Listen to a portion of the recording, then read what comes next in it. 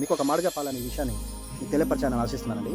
మనము పిల్లలని స్కూల్ పంపిన తర్వాత చివరి ఎగ్జామ్ రాసిన ప్రోగ్రెస్ కార్డ్ చూస్తాం, వారి మార్కులు ఎలా ఉందో అని. అలాగే స్కూల్ యాజమాన్యం వారికి పరీక్ష నిర్వహిస్తుంది, ఎందుకంటే వీడు ఎంతగల చదవగలుగుతున్నాడు దాని ద్వారా తెలిసిపోతుంది. అలాగే మన విశ్వాసం, నమ్మకం కూడా దేవుడు మనల్ని కొన్నిసార్లు పరీక్షించడానికి కొన్ని ఎగ్జామ్స్ పెడతాడు. నీవు దేవుని పట్ల ఎలా ఉన్నావు, సమాజం పట్ల ఎలా ఉన్నావు, మనుషులు ఎడలా ఎలా ఉన్నావు. అందుకని బైబిల్లో కూడా ఒక మాట ఉంది, మీరు మనుషుల దయందును దేవుని దయందును మీరు వర్ధిల్లాలి. దేవుడు కూడా కోరేది అదే, మీరు ఒకరికొకరు ప్రేమించడం, ఒకరికొకరు కదా సహాయపడడం చాలా ప్రాముఖ్యమని దేవుడు మనకు చెప్పారు. ఈ విషయానికి వస్తే రోమిలి రాసిన పత్రిక 5:3 చూస్తే శ్రమ ఓర్పును, ఓర్పు పరీక్షను, పరీక్ష నిరీక్షణను కలగజేస్తుందని కదా.